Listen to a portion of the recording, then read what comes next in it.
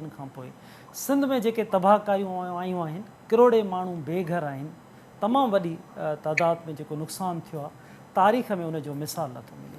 अॼु असां फोकस कंदासीं सिंध में ज़राअत जेको असांजा फसल तबाह थिया आहिनि, केतिरा फसल तबाह थिया आहिनि, केॾो वॾो उहो नुक़सानु थियो आहे, उन नुक़सान जो अज़ालो कीअं थी सघंदो, ज़राअत खाते वटि कहिड़ी प्लानिंग्स आहे, इन अहम इशूअ ते असां ॻाल्हि ॿोल कंदासीं। ऐं मूंसां हिकु अहम पैनल बि गॾु आहे, पर उनखां तारुफ़ खां अॻु में ताज़ा जेके अंग अखर मूंखे मुख़्तलिफ़ ज़रियनि खां मिलिया आहिनि, उन मां तव्हां सां शेयर कंदुमि ऐं पंहिंजे जेके महिमान आहिनि उन सां इन ते ॻाल्हि ॿोल कंदासीं, तस्दीक बि इन ते कंदासीं। जेके टोटल सिंध जे अंदरि फसल पोखिया विया हुआ, उहे 44,47,788 एकड़नि ते फसल पोखिया विया, जिन फसलनि मां 36,07,232 फसल तबाह थी चुका आहिनि। ऐं इन जेको नुक़सानु थियो आहे उहो मिलियन्स में 4,21,238.3 मिलियन इन जो जेको आहे उहो नुक़सानु थी चुको आहे। 90% सिंध जो फसल तबाह आहे, जंहिंमें जेके अंग अखर साम्हूं नज़र अचनि पिया, उन मुताबिक़ काटन जो जेको फसल पोखियो वियो हो उहो 14,67,579 हो, समूरो 100% उहो काटन तबाह थी आहे। खजी जेकी आहे उहा 1,19,214 एकड़नि ते पोखी वई हुई ऐं उन मां जेको खजी तबाह थी आहे उहा 1,19,214 एकड़नि ते उहा तबाह थी आहे, जेके खजीअ जो बि 100% जेको आहे फसल आहे उहो तबाह थियो आहे। उनखां पोइ चांवर जो फसल जेको आहे उहो 78% तबाह थियो आहे, सायूं भाॼियूं 88% तबाह थियूं आहिनि, टमाटे जो फसल 90% तबाह थियो आहे, मिर्चनि जो 99.21% तबाह थिया आहिनि, बसर 87% आहिनि, केलो जेको आहे उहो 75%, तिर पोखिया विया उहो 64.64% आहिनि। ऐं इन खां अलावा ॿिया जेके फसल आहिनि, तमामु वॾो हीअ अंग अखर आहिनि, वरी रिपोर्ट आहे जंहिंमें समूरो ॼाणायो वियो आहे त केतिरा एकड़ पोखी थी, उन में तबाह केतिरा थिया ऐं मिलियन्स में नुक़सानु केतिरो थियो। इन अहम इशूअ ते ॻाल्हि ॿोल कंदासीं।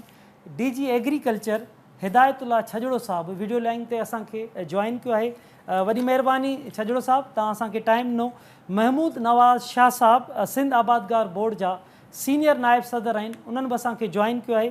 नबी बख़्श सठियो साहिबु आबादगार अॻुवान आहिनि, उन्हनि बि असांखे वीडियो लिंक ते जॉइन कयो आहे। ख़ादिम जुड़े जो ख़ैरपुर मां KTN न्यूज़ जा रिपोर्टर आहिनि, उन बि असांखे जॉइन कयो आहे। असां कोशिशि कंदासीं त हिन मामले ते सूबाई सलाहकार मंज़ूर वसाण साहिबु, उन सां असां राब्तो बि कयो आहे, उन सां ॻाल्हि ॿोल कई वेंदी ऐं मुख़्तलिफ़ जेके लाॻापियल माण्हू आहिनि उन्हनि सां बि असां ॻाल्हि ॿोल कंदासीं।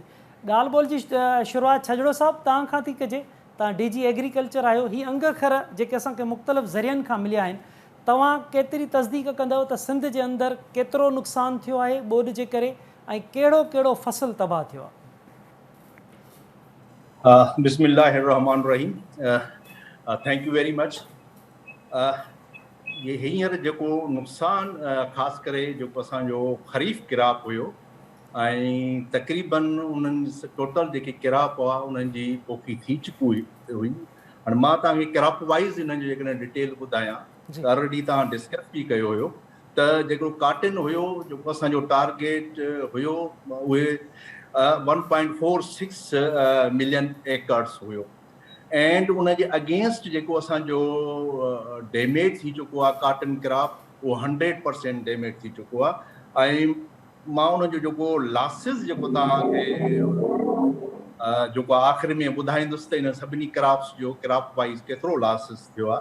अहिड़े तरीक़े सां जीअं तव्हां खजी जी ॻाल्हि कई त डेट पाम जेको क्रॉप आहे उहो 1,19,214 बिल्कुलु तव्हां सही फरमायो। एतिरी असांजी जेकी आहे उते जेको क्रॉप लॻल हुई खजी जो जा वण ऐं उते जंहिं टाइम में बारिश आई उन टाइम में टोटल जेको क्रॉप मेच्योर थी चुको हुयो, माना उनजी जेकी खजी हुई उहा मेच्योर थी चुकी हुई ऐं उन में ॾिठो वियो वियो जेकी सर्वे असां कई ऐं प्लस में जेके असांजा फील्ड जा ऑफिसर आहिनि उन्हनि डिफरेंट जॻहियुनि ते विज़िट्स बि कयूं त 100% उनजो क्रॉप जेको आहे उहो डैमेज थी वियो ऐं अल्टीमेटली उहो बि वॾो नुक़सानु थी वियो। राइस क्रॉप जी मां हिकिड़ी ॻाल्हि ॿुधायां त अॻु में बि ॿ ॾींहं अॻु में असांजी इर्सा वारनि सां बि मीटिंग थींदी आहे। अलमियो इहो आहे त राइस क्रॉप जी जेकी सीज़न आहे काटन हुजे या राइस क्रॉप हुजे उहो अर्ली आहे सिंध में, पर हिन साल पाणी जी अहिड़ी पोज़ीशन अजीब थी वई जो जंहिं टाइम में असांजी लोअर सिंध में पोखी जी ज़रूरत हुई उन टाइम में पाणी जी अवेलेबिलिटी न हुई, जेके हाइब्रिड राइस लॻंदी आहे उनखे लेट थी ऐं अहिड़े तरीक़े सां मिड सिंध में एंड अपर सिंध में त जेके असांजा पाणी जी जेकी पोज़ीशन हुई उहा तमामु घटि हुई ऐं उहे असांजी जेके फसल पोखिजी न सघिया।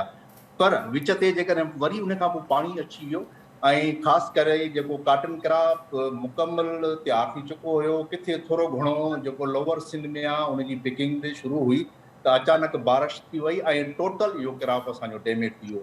मां राइस जी ॻाल्हि कयां त उन में पारां नर्सरी लॻंदी आहे, नर्सरी जॾहिं पाणी लेट आयो त ज़मींदारनि नर्सरी लेट लॻाई ऐं लोअर सिंध में उते ट्रांसप्लांटिंग जेकी थींदी आहे नर्सरी खां पोइ जेको रोंगो कबो आहे उन में बि अल्टीमेटली लेट थी। जॾहिं हुन नर्सरी लोअर सिंध में मेच्योर थी वई उन खां पोइ ट्रांसप्लांटिंग करे जीअं उहो शुरू कयो त उन खां पोइ बारिश शुरू थी वई त मसइलो इहो थियो त टोटल क्रॉप डैमेज थी वियो ऐं जेको मिड सिंध जा जेके ज़िला आहिनि ख़ासि करे दादू, लाड़काणो, कंबर, शहतपुर, एॾे पाणी त लेट सां पहुतो त जेकी उन्हनि जी नर्सरी लॻल हुई पहिरों पाणी न हो, वरी जे आयो त नर्सरी जेकी लॻल हुई कुझु ट्रांसप्लांटिंग थी ऐं कुझु रस्ते जेको आहे सो फील्ड में हुई त उहा बि तबाह थी वई ऐं माण्हू ट्रांसप्लांट न करे सघिया। अच्छा, विच ते पाणी हुयो असां त इहो चवंदासीं त जेको राइस जो क्रॉप आहे 1.487 मिलियन जेको एकड़ आहे उनजे अगेंस्ट जेको आहे 78% जेको आहे उनजा लॉसिस थी विया आहिनि। किन ज़िलनि में थोरो घणो जेको पीसिस में आहे उते राइस आहे जेकी मथाई वारा इलाइक़ा आहिनि, बाक़ी त ओवरऑल जेको क्रॉप जेको आहे सो उहो ख़तमु थी वियो आहे।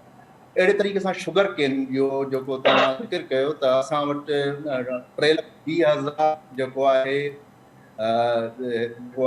शुगर केन हुयो हेक्टर्स जे हवाले सां, पर उनजो बि 64 to 65% उनजो बि डैमेज थी चुको आहे। हालांकि हेवी जेको आहे हाई डेल्टा क्रॉप आहे पर पोइ बि जेके एॾियूं बारिशूं पयूं जो उहो जेको आहे उहो फसल बि तबाह थी वियो। मुख़्तलिफ़ क़िस्मनि जूं वेजिटेबल्स थी वयूं, टमेटो आहे, चिली आहे ऐं बसरनि जो क्रॉप हुयो उहो बि सॼो तबाह थी वियो आहे। मां ओवरऑल तव्हांखे ॿुधायां त इहा जेकी डेटा आहे ओवरऑल जेकी ख़रीफ़ क्रॉप जी असांजी जेकी सोइंग हुई पोज़ीशन उहा बिल्कुलु तव्हां बजा फरमायो 4.447 मिलियन एकड़्स हुई, उनजे अगेंस्ट 3.607 जेको आहे क्रॉप डैमेज थी वियो मुकमल ऐं उनजा जेके लॉसिस कैलकुलेट कया विया आहिनि जेका आहिनि उहे 421 बिलियन रुपीज़ जेके आहे सो हेॾो जेके ज़मींदार आहिनि, जेके ग़रीब ज़मींदार आहिनि ऐं असां वटि 80 खां 85% जेके असांजा ज़मींदार आहिनि उहे सिमाल ज़मींदार आहिनि, माना जंहिंखे ज़रूरत थोरी आहे। चंद ज़मींदार आहिनि जेके आहे ऐं जेको आहे बाक़ी त ओवरऑल 85% असांजा नंढा ज़मींदार आहिनि जंहिंखे मस्तु हुनजो टोटल बिज तबाह थी वियो। उन खां पोइ किथे जेकॾहिं ट्रांसप्लांटिंग अर्ली थी त उहो उन्हनि DAP क्रॉप बि ॾिनो त उहो DAP जी जेकी क़ीमतूं आहिनि तव्हांखे पाण ख़बर आहे 14,000 खे टच कनि थियूं त उहो बि सॼो उन्हनि जो ख़तमु थी वियो, बिज बि ख़तमु थी वियो। बाक़ी जेको ख़ासि करे जेको के अहिड़ा ज़िला जीअं मां ज़िक्र कंदुसि मटिया, टंडवाला यारा त एॾा आहिनि बि कुझु बागनि खे बि नुक़सानु थियो आहे जेके सो इहो आई ओवरऑल सिनेरियो जेको ख़रीफ़ क्रॉप जो मां तव्हांजे अॻियां पेश कयो ऐं हींअर बेस सर्वे हले पई ऐं रेवेन्यू एंड एग्रीकल्चर डिपार्टमेंट पंहिंजी लेवल ते उहे सर्वे कनि पिया ऐं उहा डेटा आहे ई मथे असां जेको आहे सो कैलकुलेट करे मोकिली आहे, कंपाइल करे मोकिली आहे ऐं सिंध गवर्नमेंट इन ते कमु करे। जी हाँ, बिल्कुलु छजूर साहब इन ते ॻाल्हि ॿोल जारी रखूं था असां तव्हां खां प्लानिंग्स जे बारे में बि मालूम कयूं था, चेट जे फसल जे बारे में बि मालूम कयूं था, पर असां सां गॾु मौजूदु आहिनि नबी बख़्श सठियो साहब, आबादगार अॻवान आहिनि। नबी बख़्श साहब ही जेकी ॿोॾि तबाहकारियूं आंदियूं आहिनि, तव्हां बि सर्वे कई आहे, विज़िट्स बि कयो पिया, केतिरो तव्हांखे नुक़सानु नज़र आयो आहे सिंध में, त केतिरो वॾो नुक़सानु सिंध जो थियो आहे, आबादगार जो थियो आहे, हारीअ जो थियो आहे? बिल्कुलु असलम साहब, महिरबानी केटीएन जी तव्हांजी, जेका तव्हां शुरू में जेका स्टेटमेंट ॾिनी ऐं प्लस डीजी एग्रीकल्चर साहब जेका फैक्ट्स फिगर्स ॾिना, छो जो असीं कलेक्शन ऐं डेटा हितां ई वठूं था सरकार जे इदारनि खां, त उहा ख़रीफ़ जी जेका सोइंग हुई, जेका स्टैंडिंग क्रॉप हुआ, उहे बिल्कुलु 44 लख प्लस एकड़नि ते हुआ। ऐं जेके असांजा चैम्बर चैम्बर जा सॼी सिंध में दोस्त यार आहिनि, उन खां बि जेके ख़बरूं ॿुधूं था मीडिया जे थ्रू, त कुझु अहिड़ा शहर आहिनि जेके 100% ॿुधी आहे, जिते 100% फसल ख़तमु थी आहे। खैरपुर वारो ऐं सखर वारा जेके ॿ एरिया आहिनि, जेका खजी हुई उहा फ्लावरिंग ते न बल्कि फ्रूटिंग ते हुई, उनजी ख़ाली पिकिंग करणी, त उहा खजी ख़तमु थी वई। भुट्टी वारी जेका सूरत हाल आहे, भुट्टी एॾो वॾो हसास फसल आहे मसलन साहब, उनजे मथां जेकॾहिं लगातार 3 दफ़ा जेकॾहिं बरसाति पई, त उनजो जेको फ्लावर आहे, गुल जेको आहे, उहो जेको आहे सो उते ई मुरझाइजी थो वञे, ऐं पोइ उनजी वधीक न फ्लावरिंग थिए थी न फ्रूटिंग थिए थी, त उहा बि 80% 85% ख़तमु थी वई। कमंद जेको आहे उहो हार्ड कोर क्रॉप आहे, हाई डेल्टा क्रॉप आहे, जेको पाणी तमामु घणो खणंदो आहे। पर सूरत हाल आहे, उन में जेकॾहिं 15 ॾींहं मुसलसल फुट 1.5 फुट पाणी पीतो, त उन जो पाड़ू पूरो थी वेंदो, त उहो पाड़ू हेठां खां जेको आहे उन में जेको आहे घास फुटणु शुरू थी वेंदो आहे, उहो ख़तमु थी वेंदो आहे। केलो त तमामु घणो सख़्तु फसल आहे, जंहिंखे पाणी एॾो ॾिमे, पर मटियारी, टंडो अलायर, मीरपुखास, इन्हनि ज़िलनि में केले खे बि तमामु घणो नुक़सानु पहुतो आहे। त ओवरऑल जेका फिगर तव्हां ॿुधाई, जेकॾहिं बिल्कुल आउं हुनखे एग्री करियां थो, त 36 लख एकड़नि ते फसल जो नुक़सानु थियो आहे। सभिनी जेके major minor crop, fruits, vegetables, उन में सिंपल असलम साहब जी कैलकुलेशन करियूं, जीअं डीजी साहब ॿुधायो त 400-450 अरब रुपया, पर आउं तव्हांखे असलम साहब ॿुधायां सादी हिकिड़ी कैलकुलेशन आहे, जेकॾहिं 36 लख एकड़नि ते सिंध जे ज़मीनदारनि जा फसल, सब्जियूं, फ्रूट ख़तमु थिया आहिनि, एवरेज जेकॾहिं मिनिमम 80 एकड़ ते ख़र्चो लॻायूं, उहो कुझु अहिड़ा फसल आहिनि जेको कमंद जो फसल आहे, उन ते असांजो तक़रीबन 1,80,000-90,000 अचे थो, पर एवरेज जेकॾहिं असीं लॻायूं 1 लख रुपया एकड़ फी एकड़ ते ख़र्चो, त इहे 360 अरब रुपया थियनि था 36 लख एकड़नि जा। पर इहो 360 अरब रुपये जो नुक़सानु असलम साहब कोन्हे, इन खे तव्हां डबल करे छॾियो, छो जो इन 36 लख एकड़नि में 3 वॾा जेके इनपुट हूंदा आहिनि, हिकिड़ो हूंदो आहे सीड, ॿियो हूंदो आहे फर्टिलाइज़र, टियों हूंदो आहे लैंड प्रिपरेशन। इन्हनि 3 शयुनि ते, ज़राअत जी 3 शयुनि ते घटि में घटि असांजा 70-80% पैसा ख़र्च थींदा आहिनि। त हिकिड़े पासे 36 लख एकड़ जेकॾहिं डैमेज थिया ऐं उनजो लख रुपए जे हिसाब सां 360 अरब रुपया थिया, पर ईंदड़ साल जो जेको फसल हूंदो आहे, छो जो हिकिड़ो फसल ज़मीनदार खणी पोइ ॿिए जो फसल जी वरी तयारी कंदो 70-80%, त ईंदड़ फसल जे लाइ साण पैसा कोन्हे, त तव्हां इन लास खे तव्हां इहो सम्झो त 360 प्लस 360 तक़रीबन 750 अरब रुपए जो ज़मीनदारनि खे नुक़सानु पइजी चुको आहे, सिर्फ़ु फसलनि जी मद में। उनखां पोइ जेके हारी जा घर हुआ ज़मीनदारनि जा बि, जेके नंढड़ा वीचारा ज़मीनदार जेके 5-10 एकड़नि जा जेके पंहिंजे ॿिन्हिनि में पंहिंजा घर ठाहे, उन्हनि जा घर ॾेई विया आहिनि, त ख़ाली फसलनि जी मद में जेके 360 अरब न बल्कि 720 अरब रुपयो, छो जो ईंदड़ साल जे रबी जे लाइ असां वटि त कुझु कोन बचियो। जिन माण्हुनि जो भुट्टियूं लुड़ियूं ख़तमु थी वियूं, जिन माण्हुनि जो कजियूं ख़तमु थी वियूं, जिन माण्हुनि जो कमंद ख़तमु थी वियो, या जिन माण्हुनि जा इवन सब्जियूं ख़तमु थी वियूं, उहे सब्जियूं विकिणी उन मां 100 रुपया मिलंदो, त उन मां 70-80 रुपया वरी नए फसल ते लॻाईंदा। त हाणे असीं अॻु में ई फसल ख़तमु थी आहे, ऐं उन जो 80% जेका इन्वेस्टमेंट कंदा आहियूं उहा क्रेडिट जी हूंदी आहे, जेका मार्केट जो हूंदो आहे। तव्हां असां सभिनी खे ख़बर आहे, ज़मीनदार वीचारो कैश शॉर्ट हूंदो आहे, भाण बि जेको आहे मार्केट मां उधर ते वठंदो आहे, ॿिज बि वठंदो आहे, इवन डीज़ल जेको आहे लैंड प्रिपरेशन या ट्रैक्टर जे लाइ उहो बि जेको आहे किराए ते ट्रैक्टर किराईंदो आहे। 80% ज़मीनदारनि जी इहा हालत आहे। मजबूरी आहे ज़ाहिरी ॻाल्हि, फसल में एतिरी अर्निंग कोन्हे, त इहो तव्हां जीअं मूं अर्ज़ु कयो त 720 अरब रुपया ख़ाली इन्हनि जो थी वियो आहे, घरनि जो ऐं ॿियो सभु कैलकुलेशन कंदा त ख़ाली एग्रीकल्चर सेक्टर ऐं एग्रीकल्चर रिलेटेड जेके माण्हू आहिनि उन्हनि जो आउं सम्झां थो 14 खां 1500 अरब रुपयो नुक़सानु थी चुको आहे, घरनि जे ॾहण जी मद में, उनजा फसल ख़तमु थियण जी मद में। उनखां पोइ जेके ॿिया वाटर चैनल जेके हूंदा आहिनि उहे डैमेज थी विया आहिनि।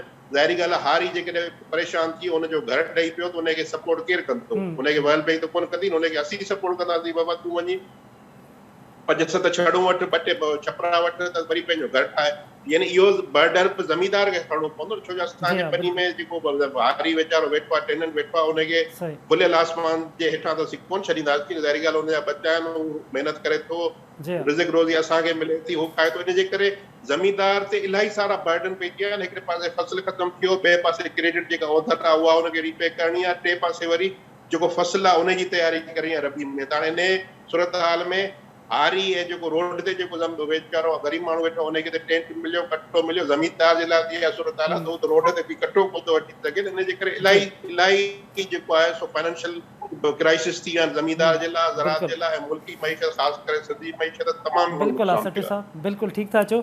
महमूद नवाज़ शाह साहब, सठियो साहब जी बि तव्हां ॻाल्हि ॿोल ॿुधी, छजड़ो साहब असां सां गॾु मौजूदु आहिनि। 36 लख एकड़नि खां वधीक सिंध में जेके फसल आहिनि उहे तबाह थिया आहिनि। तव्हां छा था सम्झो, तव्हां बि दौरा करे रहिया आहियो, त आबादगार ऐं असांजो हारी केतिरा साल पोइते हली वियो आहे, हिन सॼी सूरत हाल खे कीअं था ॾिसो त हिन नुक़सान मां ऐं हिन सां निकिरजे कीअं हिन नुक़सान मां? तव्हांजी साईं वॾी महिरबानी। साईं जिन बिल्कुलु दुरुस्त कयो, सिर्फ़ु ॿ ॻाल्हियूं हिन में ऐड करे छॾिजो जी। हिकिड़ो त ॿाराड़ीअ में माण्हुनि जा जेके भांडा ठहियल हुआ ऐं कुझु जानवरनि जे लाइ जेके शेड्स छोटा मोटा ठहियल हुआ, उन्हनि जो नुक़सान बि गॾोगॾु ज़रई मईशत जो नुक़सानु आहे। जेको लाइफ स्टॉक आहे सो हाणे एग्रीकल्चर खां वधीक हुनजो शेयर आहे, कोई 59-60% ज़रई मईशत में हुननि जो शेयर आहे। तक़रीबन जेके हिन वक़्तु सरकारी फिगर्स अचनि पिया त 3-4 लख जानवरनि जी ख़बरूं असीं ॿुधूं पिया त जेको हिन वक़्तु ताईं उहे जेके जानवरनि से मरी चुका आहिनि। ॿियो त हाणे जॾहिं फॉडर माना खाधे पीते जो जानवरनि लाइ का शइ अवेलेबल कान्हे हिन वक़्तु ऐं बीमारियूं वधनि पियूं, त उहो लॉस जेको आहे सो हिन वक़्तु कंटिन्यूइंग लॉस आहे। ऐं उहे लॉस जा फिगर्स कैलकुलेट थियल आहिनि ऐं पहुतल आहिनि, पर तव्हांजी ॻाल्हि ठीकु आहे, तव्हां फ्यूचर छा हुजणु खपे। असां जेको गोश गुज़ार कराइणु चाहियूं पिया वफ़ाक़ी सरकार खे ऐं सूबाई सरकार खे बि, त 2-3 ॻाल्हियूं फिलफौरी सरकार खे एटलीस्ट प्लान करणु घुरिजनि। हिकिड़ो त रबी जी मौसम शुरू थी वई आहे, उहे तक़रीबन 25-30 हिन वक़्तु एरिया जेको आहे जिते कुझु फसल बची वियो आहे, नंबर 1। नंबर 2, कुझु एरिया ख़ाली थिए पियो, 10-15-20 उहो ऐड थी वेंदो हलियो। अनफॉर्चुनेटली उन लाइ पाणी हिन वक़्तु काफ़ी एरियाज़ में अवेलेबल कोन्हे, आहे त इहो चैलेंज, पर कंहिं सूरत में उते पाणी प्रोवाइड करे ॾिनो वञे त हिकिड़ो पुराणी फसलूं जेके बची वियूं आहिनि उनखे बचाए सघिजे, ऐं जेको रबी जी हिन वक़्तु मौसम हले पई उनजी पोखी करे सघिजे। पहिरीं नंबर ते ॻाल्हि। ॿिए नंबर ते गुज़ारिश इहा आहे त कणिक लार्जेस्ट ग्रोन क्रॉप आहे पाकिस्तान जो ऐं सिंध जो, उन काफ़ी ॿिज अॻे ई ख़राबु हो। ॿियो त हिननि सॼे मौसमी हालात जे करे माण्हू वटि ॿिज अवेलेबल कोन्हे। अगरि गवर्नमेंट का अहिड़े क़िस्म जी ॿुधूं था स्कीम ठाहे पई त असांजी नज़र में उनखे रेवेन्यू खातो न, पर एग्रीकल्चर डिपार्टमेंट जे थ्रू जल्द अज जल्द जेका बि स्कीम ठाहिनि पिया नंढे ऐं मुतवसित तबिके जे आबादगार लाइ, उनखे बिलफौरी तौर ते कणिक जो ॿिज जेको आहे सो फ्री प्रोवाइड कनि त हू पंहिंजी पोखी करे सघनि। ऐं इहो हिते स्कीम ख़तमु न करणु खपे, छो त इन जी रिहेबिलिटेशन खे 8 खां 12 महीना लॻंदा, त ॿिनि फसलनि जे क्रॉप साइकिल खे सरकार खे सपोर्ट करणो पवंदो। इन खां पोइ असां वटि सनफ्लावर अहिड़ी शइ आहे, अगरि मौसम गुज़री वञे कणिक जो त उहो जनवरी-फेबरवरी ताईं पोखे सघिजे थो। त उहे न त को हू तमामु घणी आबादी खणी सघंदा, पर कुझु न कुझु फीथो जेको आहे सो ज़राअत जो फिरंदो, त उहो न रुगो ॿाराड़ी जी मईशत पर तव्हांजे शहर जी मईशत खे जेको आहे सो उहो सपोर्ट कंदो। ऐं तमामु ज़रूरी ऐं अहम आहे त उन जो बि को इदराक कयो वञे। असां 2010 जी बोर्ड खां पोइ प्रपोज़ कयो हो, जंहिं ते USAID असांजे प्रपोज़ल सिंध आबादगार बोर्ड जे प्रपोज़ल ते 1 लख एकड़ ते पोखाई कराई हुई सनफ्लावर जी। त इन क़िस्म सां का प्लानिंग थियणु खपे। ऐं ॿिज ऐं जेको भाण आहे, भाण एटलीस्ट उहो अठाणियूं ऑलरेडी थी चुको आहे क़ीमत में पोएं साल खां, ऐं हीउ सॼो वज़न जेको हाणे बोर्ड जो पइजी वियो आहे, जेसी सरकार पोइ अॻियूं साल इनखे पूरे भाण खे सब्सिडी 50% न ॾींदी तेसि ताईं इहे सभु शयूं न थी सघंदियूं। माल वंदनि लाइ तमामु घणो ज़रूरी आहे लाइफ स्टॉक जे लाइ जेको असांजो पुअरेस्ट ऑफ द पुअर आहे असांजे पूरी ज़रई मईशत में। उते जल्द अज जल्द के शुरू कया वञनि स्कीम्स जंहिंमें वैक्सीनेशन्स ऐं दवाऊं जेके आहिनि से पहुचायूं वञनि ऐं कयो वञे त कुझु पंहिंजो जानवर बचाए सघे। शाह साहब असां अगरि मौजूदु रहिजो, पाण ॻाल्हि ॿोल जो सिलसिलो जारी रखूं था। ख़ादम जुड़े जो ख़ैरपुर ऐं इन समूरी पट्टीअ में हिकु त खजी तमामु वॾो हिते तबाह थी आहे, ॿिया कहिड़ा कहिड़ा फसल इन समूरी पट्टीअ में तबाह थिया आहिनि? महिरबानी असलम हैदर साहब। ॻाल्हि इहा आहे त सिंध में ख़ैरपुर समेत सिंध जो जेका रहंदड़ माण्हुनि जो जेको मुआशी ज़रियो आहे उहो ज़राअत ते आहे ऐं ज़राअत खे हिन भेरे ॿिनि तरफ़नि खां नुक़सानु थियो। ख़ैरपुर समेत सॼे सिंध जे मुख़्तलिफ़ हिसनि में उहो ईअं थियो त जीअं सावणी जी मौसम शुरू थी त पाणीअ जी खोट थी, माण्हुनि आवाज़ दाहूं कयूं, वरी जेकॾहिं वरी चौमासे जूं बरसातूं आयूं त उहे फसल मुकमल तौरु माण्हुनि जो तबाह थी विया। हाणे ख़ासि करे असांजे ख़ैरपुर मीरस में जेका खजीअ जो वॾो बम्पर क्राफ्स आहे, एशिया खंड जी वॾनि खजूर मंडियुनि में शुमारु थिए थो ऐं जेके अंग अखर तव्हां सरकारी सतह जे हवाले सां या पंहिंजे ज़राअत जे हवाले सां ॿुधाया उहो त पंहिंजी जाइ ते, पर ख़ैरपुर ज़िले में 3 लख एकड़ खां वधीक जेके आहे उहो खजूर जा जेके बाग़ आहिनि, खजनि जा बाग़ आहिनि, खजीअ जो फसल आहे ऐं उन सां गॾु जेको फुटीअ जो बि आहे, लखी एकड़नि ते नुक़सानु थियो आहे ख़ैरपुर समेत मुख़्तलिफ़ इलाइक़नि। ऐं कमंद जीअं तव्हां ॿुधायूं त कमंद त पाणी फ़ाइदो ॾींदो आहे कमंद खे फसल खे, पर उहो हिन भेरे मुसलसिल 1.5-2 महीननि ताईं बीहण जे करे कमंद खे बि काफ़ी नुक़सानु थियो आहे। केला जा जेके 1000 एकड़नि ते बाग़ आहे उहे तबाह थी विया आहिनि। उन सां गॾु जेको भाॼियूं आहिनि असां वटि हिते जेको आहे करेलो, भिंडी, तूरी ऐं सावा मिर्च उहे मुकमल तौरु 100% ते ई 1000 एकड़नि ते जेके आहिनि तबाह थी विया आहिनि। हाणे माण्हू जेके नंढो आबादगार आहे, जेके ज़मीनदार बि चऊं था नंढो आबादगार आहे, उहो ॾाढो मुआशी तौरु जेको आहे परेशान थियो आहे। हिन वक़्तु माली बदालीअ जो शिकार थी वियो आहे, बुॾतर जो शिकार थी वियो आहे, छो त मुकमल तौर ते खजीअ जो फसल जीअं पची रास थियो त मॉनसून जूं बरसातूं शुरू थियूं ऐं माण्हू आबादगारनि खे त कुझु न कुझु बरसातूं झपियूं थींदियूं, पर बरसातूं मुसलसिल जेको आहे सो रहियूं, जंहिंजे करे खजीअ जो फसल 100% ई तबाह थी ऐं अरबी रुपयनि जो उते नुक़सानु थियो। फुटीअ जो जेको फसल आहे उहो बि माण्हू न खणी सघिया। मां त ख़ैरपुर जी ॻाल्हि कंदुसि त उते पची रास थियण वारो हुयो ऐं गोगड़े खां अॻिते निकिरण वारो हो त मॉनसून जूं बरसातूं जेके मुसलसिल पयूं उन फुटीअ खे तबाह कयो। उन सां जेके केला ख़ादिम तव्हां लाइ असां सां गॾु रहिजो। मंज़ूर वसाण साहब असां सां जॉइन कयो असांखे। अस्सलाम वालेकुम मंज़ूर साहब। अस्सलाम वालेकुम मंज़ूर वसाण साहब। मंज़ूर साहब आवाज़ अचे थो तव्हांखे? यार आया आउट ऑफ बिल्कुल इस्लामाबाद जे तरफ। अच्छा मंज़ूर साहब नंढो को सवाल हूंदो तव्हां खां मुख़्तसरन त हीअ जेके सिंध जे अंदरि फसल तबाह थिया आहिनि, छजड़ो साहब असां सां गॾु मौजूदु आहे, आबादगार अॻुवाण बि मौजूदु आहिनि, तव्हां केतिरो वॾो तव्हां बि विज़िट्स कयूं आहिनि, केॾो वॾो सिंध में नुक़सानु थियो आहे फसलनि जो ऐं उन लाइ प्लानिंग्स कीअं हूंदी त असां हिन ॾुखे हालतुनि मां निकिरी अचूं? तक़रीबन असां वटि मेन क्रॉप आहिनि हींअर काटन हुई जेको ख़रीफ़ में जेको नुक़सानु थियो ऐं खजूर डेश फार्म हुया ऐं इन खां अलावा हुई शुगर केन ऐं राइस, इहे मेन क्रॉप आहे। जेकॾहिं ॾिठो वञे त काटन तक़रीबन कोई 90 to 100% नुक़सानु थियो आहे ऐं राइस बि 75% नुक़सानु थियो आहे ऐं उन खां अलावा खजूर जेको डेड फार्म हो उहो त 100% थियो आहे।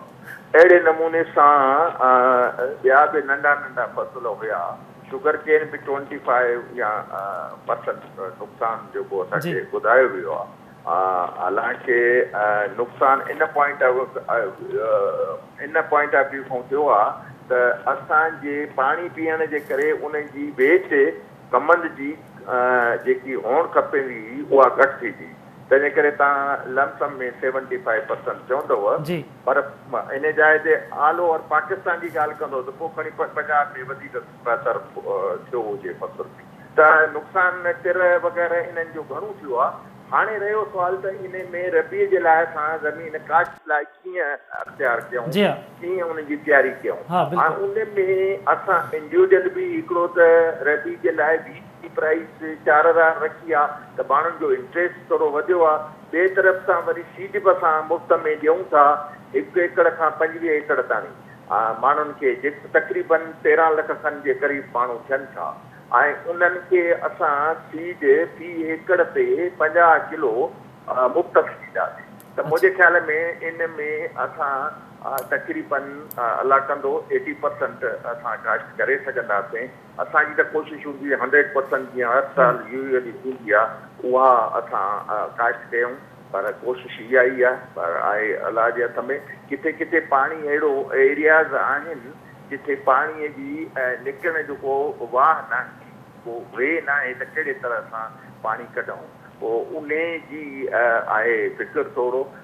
बाक़ी घणी क़दुरु कोशिशि कई वई आहे त जिथां निकाल जो पाणीअ जो तरीक़ेकार या रस्तो मिले थो त कोशिशि कयूं था। इंडिविजुअल बि ज़मीदार करे थो, हारी करे थो, मज़दूर करे थो, पर असां जी बि कोशिशि आहे डीसीस खे सिंध गवर्नमेंट चवे थी त पाणी निकिरे त बहितर। अच्छा मंजूर साहब, तव्हां विज़िट्स कयूं आहिनि, पाणीअ जो अंदाज़ो छा था सम्झो त पाणी केतिरे वक़्त में निकिरंदो, मथियों फसल आबादगार खणी सघंदो?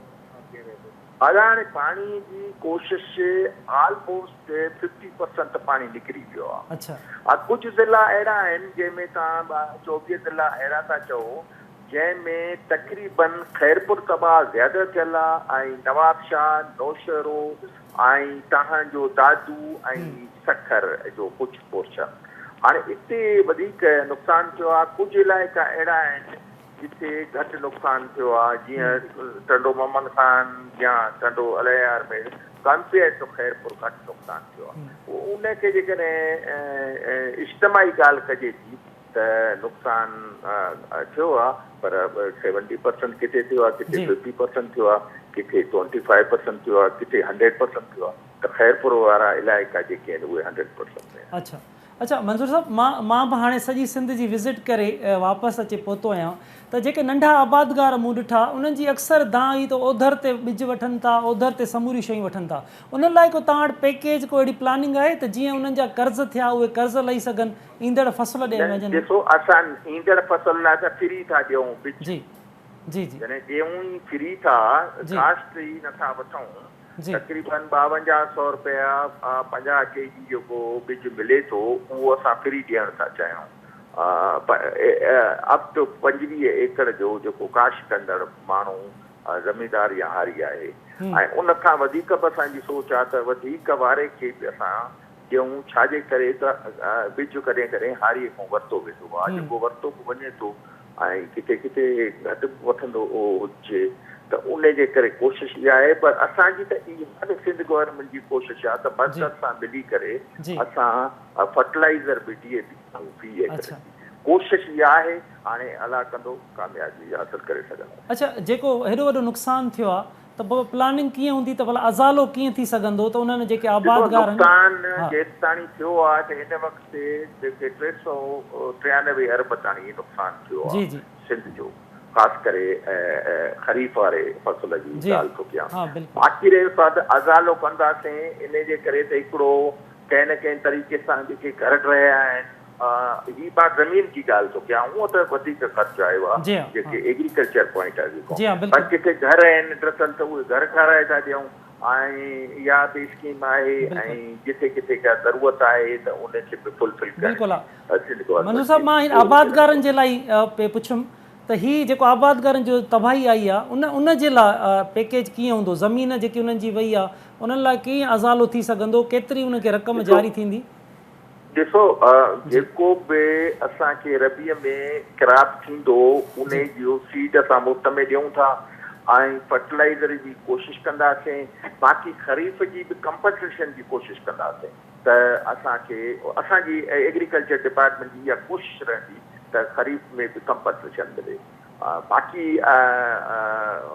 मर्कज़ केतिरो थो तावन करे उहा बाद में ख़बर पवंदी, पर सिंध गवर्नमेंट में असांजी इहा कोशिशि आहे। अच्छा, सर्वे मुकमल थी चुकी आहे या अञा सर्वे जारी रहंदी? न, तक़रीबन हूअं त असांजी काश्त थींदी 43 लाख हूंदी ऐं जंहिंखे हेक्टर में चऊं त 12 लख हेक्टर हुई, पर हाणे जेकी सम्झो ख़रीफ़ जी डैमेज जेको थियो आहे 34 लाख थियो आहे। ठीकु आहे, अच्छा ठीकु आहे मंजूर साहब, वॾी महिरबानी तव्हांजी, तव्हां KTN न्यूज़ खे वक़्तु ॾिनो। हिदायतुल्ला छजड़ साहब, मंज़ूर वसाण साहब जी तव्हां ॻाल्हि ॿोल ॿुधी, तव्हां DG एग्रीकल्चर आहियो, हिन ॾुखे हालतुनि मां निकिरण लाइ प्लानिंग्स कहिड़ी हूंदी तव्हां वटि, त कीअं कहिड़ो प्लान हुजे त जीअं आबादगार जो नुक़सानु थियो आहे उनजो अज़ालो थिए, वरी हू वापसि फ़सुलनि तरफ़ वञे?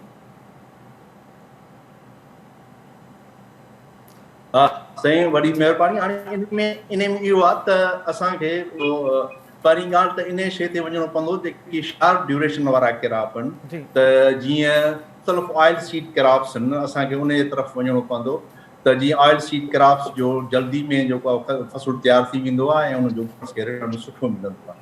हिकु इहा ॻाल्हि। ॿियो, जीअं वसाण साहिबु जेको आहे सो फरमायो त सिंध गवर्नमेंट बिल्कुलु उन ते कमु करे पई त जेके बि क्रॉप डैमेज थिया आहिनि ऐं उन हिसाब सां जेकी कमिंग रबी क्रॉप हींअर ईंदो असांजो, त उन में असां फैसिलिटेट कयूं ग्रोअर्स खे त जीअं असांजो आबादगार घटि में घटि जेके इनपुट्स जेको इस्तेमालु कंदो आहे त उनजो उन ते भार एतिरो न पवे। पोइ उन जे करे जीअं मां एग्ज़ाम्पल ॾियां त असां 12 लख हेक्टर्स ऐं तक़रीबन 2.9 मिलियन 29 लख एकड़ थिए थी कणिक जो फ़सुलु। असांजी कोशिशि आहे त उहो जेको आहे सो सीड फ्री जेको आहे कि सिंध गवर्नमेंट जी कोशिशि आहे त फ्री सीड ॾियूं। ऐं इन खां अलावा जेको DAP तव्हांखे ख़बर आहे त उनजी तमामु क़ीमत घणी आहे, त उहो बि पर एकड़ जेको हुनजो बेसिल डोज़ आहे जेको कोखी जे टाइम में ॾिनो वेंदो आहे, त उहो बि DAP जी हिकु ॿोरी पर एकड़ जे हिसाब सां जेको आहे सो ज़मीनदारनि खे फ्री ऑफ कास्ट ॾिनी वञे। त उन में स्ट्रेटजी थिए पई ऐं सिंध गवर्नमेंट तालुके लेवल ते जेके कमेटियूं आहिनि उहा बि उन्हनि जेको आहे सो मैनेज थी वयूं आहिनि ऐं तालुके लेवल ते जेके कमेटीज़ आहिनि, जेकी बोर्ड ऑफ रेवेन्यू खां जेकी लिस्ट मिलंदी, जेके असांजा आबादगार उते रजिस्टर्ड थियल आहिनि ऐं उन्हनि जा जेके खाता उते कंप्यूटराइज़ थियल आहिनि, त उन्हनि जा लिस्टूं जेके सो कुझु असां वरितियूं, नंबर ऑफ गिरोवर्स जी असांखे ख़बर पई आहे त केतिरा आहिनि।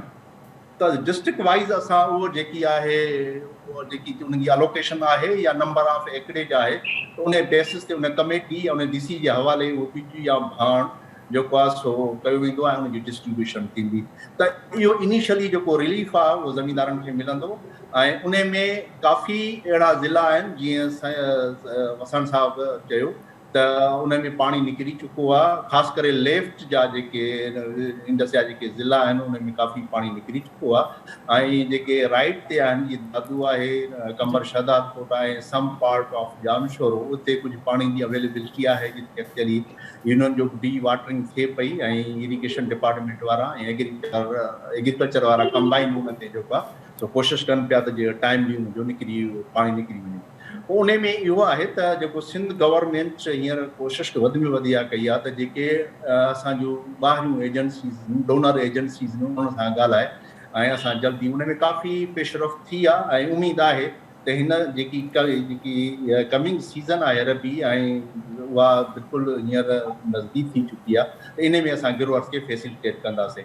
बाक़ी मां अॻ में उहा ॻाल्हि कई त जेके 2010 में जेकी बोर्ड आई तव्हांखे ख़बर आहे त 2010 में फ्लड आयो ऐं 2011 में हेवी रेनफॉल थियो हुयो, त उन में बि गिरोवर्स खे जेको रिलीफ मिलियो उहो ऑयल सीड क्रॉप्स मां मिलियो, छो जो ज़मीन हुननि जी जेकी ऑलरेडी ॿी उन खां पोइ वरी जीअं उहा ख़ाली थी त उन खां पोइ फौरन ऑयल सीड क्रॉप्स जेके पोखिया विया ऐं जल्दी उन्हनि खे रिटर्न मिलियो।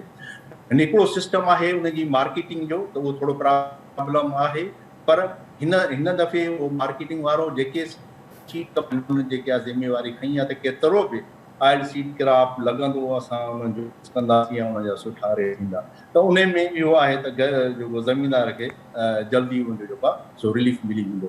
ॿी ॻाल्हि इहा त जेके ख़ासि करे जेके असांजा क्रॉप मुकमल डैमेज थी चुका आहिनि, तव्हांखे ख़बर आहे त असांजो कैश क्रॉप मेन हुयो, कॉटन क्रॉप 100% हुयो। असांजी जेकी खजूर आहे उहा पाकिस्तान में वधि जेको आहे सो खैपुर डिस्ट्रिक्ट में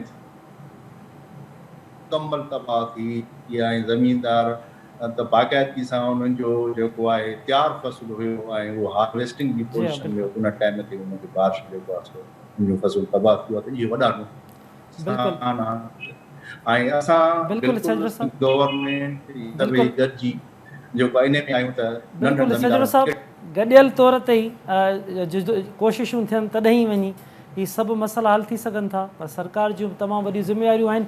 नबी बख़्श सठियो साहिबु, ही सॼी ॻाल्हि ॿोल तव्हां ॿुधी रहिया आहियो। जीअं कमंद जो अघु आहे, मुख़्तलिफ़ अहिड़ा मामला आहिनि, कहिड़ा ऐलान थियणु घुरिजनि, सरकार खां डिमांड तव्हांजी कहिड़ी हूंदी? जी मूंसां असलम साहब। जी जी जी सठियो साहिबु तव्हां खां। न महिरबानी असलम साहब, मिनिस्टर साहब जी ॻाल्हि ॿुधी थी। हाणे जेसि ताईं तालुक़ु आहे असांजे सिंध गवर्नमेंट जो असेसमेंट जो, उहा पर उन सां बि एग्री आहियूं। जेके ऐलान थियनि था उन जी बि असीं साराह करियूं था, एप्रिसिएशन करियूं था, पर अमली तौर ते शयूं डिलीवर तमामु घटि थियनि थियूं या वरी डिले थियनि थियूं। उन हिकिड़ो तव्हांखे मिसाल आहे असलम साहब, गुज़िरियल साल काटन ते हिकिड़ो फंगस अटैक हो ऐं बैक्टीरिया अटैक हो। काटन तमामु घटि थियो माण्हुनि जो ऐं डैमेज थियो। उन जे करे जेको आहे सो गवर्नमेंट ऐलान कयो त 2020-21 वारनि काटन ग्रोवर्स खे फी एकड़ जे हिसाब सां सीड ऐं फर्टिलाइज़र सपोर्ट कई वेंदी।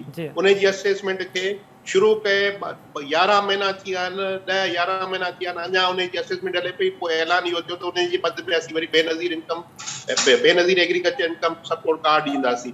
उन ते अञा ताईं अमल कोन थी सघियो आहे। ॿी ॻाल्हि, हींअर रबी जी सीज़न 15 अक्टूबर खां असलम साहब शुरू पई थिए, जंहिंमें तव्हांजो कणिक जो ख़ासि करे फसल जी पोखी शुरू थींदी 15 अक्टूबर खां। हाणे जेकॾहिं तव्हां हिकिड़ो सिंपल मिसाल आहे, 36 लख एकड़नि ते जेकॾहिं फसल मुतासिर थिया आहिनि, उन 36 लख एकड़ मां तव्हां ईअं अंदाज़ो करियो त घटि में घटि 50% एरिया जितां पाणी निकिरी वेंदो, 50% में एरिया में कणिक पोखिजे, बाक़ी ॿियूं ज़मीनूं जेके आहिनि कमंद वारी ज़मीन ख़ाली थींदी। जेकॾहिं 18 लख एकड़नि ते बि जेकॾहिं ज़मीनदार पोखी आहिनि कणिक जो फसल, ऐं कणिक जे फी एकड़ ते जेको मिनिमम ख़र्चो अचे थो उहो 50 खां 60 हज़ार अचे थो। जेकॾहिं असां 50,000 बधूं मतिलबु साहब त 18 लख एकड़नि ते जेकॾहिं ज़मीनदार खे सिर्फ़ु 50% जेके ज़मीनूं डैमेज थियूं आहिनि बरसाति जे करे, 50,000 रुपया बि जेकॾहिं 50% ज़मीनदार खे कंपनसेट करे त 18 लख एकड़नि ते कंपनसेशन थींदो वञी 90 अरब रुपया। पहिरीं स्टेप में त सिंध गवर्नमेंट 90 अरब रुपया पाण वटि कैश रखे। ॿी ॻाल्हि इहा त मौज़ब दुनिया में ईअं थींदो आहे त जॾहिं बि अहिड़ा के डिज़ास्टर ईंदा आहिनि त छो जो बरसाति जी फोरकास्टिंग अॻु में मेट्रोलॉजी डिपार्टमेंट वारनि चयो पियो त बाबा गुज़िरियल सालनि खां वधीक बरसातूं पवंदियूं ऐं तमामु घणियूं पवंदियूं। त इहे प्लानिंग की जेकॾहिं ख़ुदा न ख़ासा असांजो माण्हू, असांजा फसल, असांजा शहर, असांजा ॻोठ ॿुॾनि था त गवर्नमेंट वटि कहिड़ो प्लान हुअणु घुरिजे, उहो प्लान पहिरीं हुअणु घुरिजे। पर हाणे सर्वे पई थिए, हाणे तयारी पई थियनि। उन जो हिकिड़ो तव्हांखे मिसाल आहे त जॾहिं सीएम साहिबु जेको ब्रीच जे लाइ फ़ैसिलो पियो कयो त मच्छर खे किथां कट ॾियो, उते सीएम साहिब ऐं ॿियो मंत्री साहिब बीठा आहिनि, उहे पिया फ़ैसिलो कनि पाण में। जेका तव्हांजी चैनल ते की क्लिप हलिया त किथां ब्रीच ॾियो, यानी इहा प्लानिंग बि कोन हुई त किथां इहो।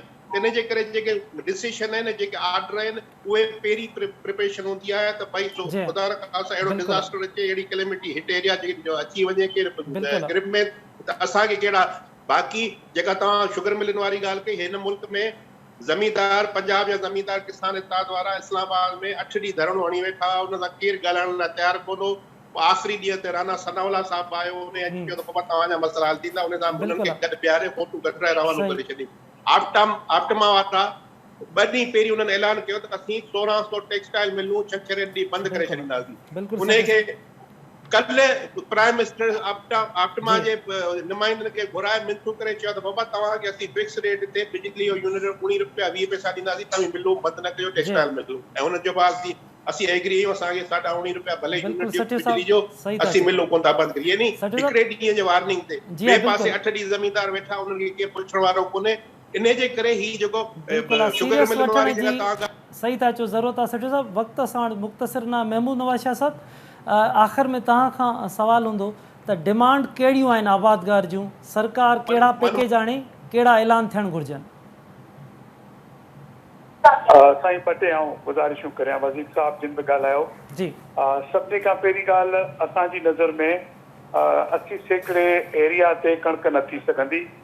मैक्सिमम जेका एरिया आहे सा 40 खां 50% खां मथे कणिक न थी सघंदी। पहिरीं ॻाल्हि, लार्जेस्ट ग्रोन जेको डिस्ट्रिक्ट आहे जिते कणिक थींदी आहे सिंध में, उहो दादू आहे।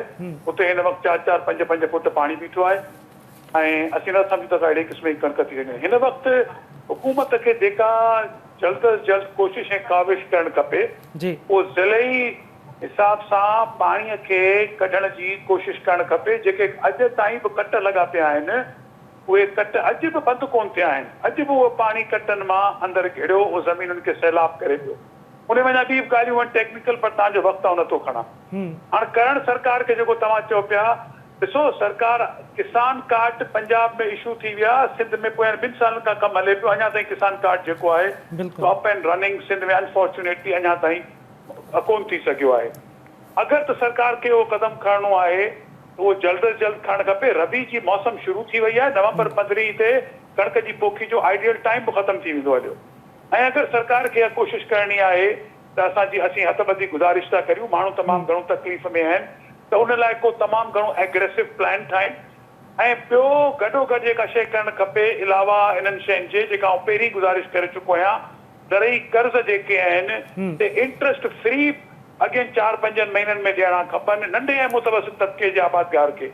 उन में सरकार जो जेको इंट्रस्ट ते ख़र्च ईंदो, माना व्याज ते, उहो 15 खां 20 अरब रुपए खां मथे कोन ईंदो। उन सां सरकार 100 अरब रुपया माण्हुनि खे प्रोवाइड करे वेंदी, माण्हू कुझु पंहिंजे पेरनि ते बीह रहंदा। आउं नथो सम्झां त सरकार वटि को अहिड़ो एफिशिएंट इंफ्रास्ट्रक्चर आहे जो माण्हुनि खे इहे शयूं मिली सघंदियूं। गॾोगॾु सरकार खे अख़राज तहसीला पेश करियूं जिन कणक जो रेट जो तय कयो 4000 रुपया। असीं इहा बि ॻाल्हि ज़रूरु चवंदासीं त जेके बि जिन्सूं अॻियां अचण वारियूं आहिनि थोरियूं या घटि, उहा सारी हुजे, कमंद हुजे, तूरियो हुजे, सूरजमुखी हुजे, उन ते जीअं कणक में हिकिड़ो रेट एग्रेसिव तय कयो वियो आहे, माना हुन में कॉम्पनसेशन जी शइ गॾु हुजे त जेको प्रोड्यूसर आहे मुश्किल हालात मां प्रोड्यूस करे पियो त हुनखे कुझु 2-3 रुपया मिली सघनि। बिल्कुलु ठीकु आहे महमूद नवाज़ शाह साहब, वॾी महिरबानी तव्हांजी। तव्हां KTN न्यूज़ खे वक़्तु ॾिनो। हिदायतुल्ला छजड़ो साहब DG एग्रीकल्चर असां सां गॾु मौजूदु आहे, वॾी महिरबानी छजड़ो साहब तव्हांजी। नबी बख़्श सठियो साहब तव्हांजी महिरबानी, ख़ादिम तव्हांजी महिरबानी, मंज़ूर वसाण साहब असांखे टाइम ॾिनो, तव्हां सभिनी जी महिरबानी। नाज़रीन इंतिहाई अहम इशू आहे। सभ खां अवल त जेकी डिमांड्स अचे पई सॼी सिंध मां, त पहिरियों पाणी निकिरणु घुरिजे।